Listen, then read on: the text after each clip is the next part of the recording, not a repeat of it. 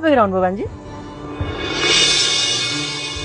लो के भयो यसलाई फेरि? आज फेरि भान्जीको दिमाग खराब भयो जस्तो छ।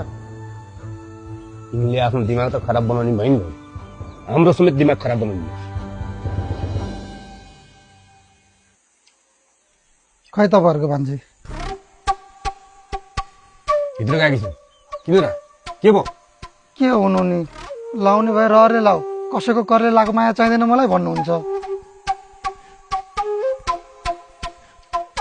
ल तपाईँहरू आफै भन्नु त, सीतालाई बाहेक अरू कसैलाई मायै गर्दिनँ भनेर बसेको मान्छे हो म। अब 81 अनुलाई कसरी माया गर्न सक्छु? झन् भनिरहेको छु त, बिस्तारै बिस्तारै माया गर्छु भनेर। कुरै बुझ्नुहुन्न यार। म भित्र गएर सम्झाएर आउँछु। अनि कोठामा किन जानु पर्यो तपाईँ? भान्जीहरूले तँसँग रिसाएकी छन्, यस्तो बेला कुरा गर्नु पर्दैन।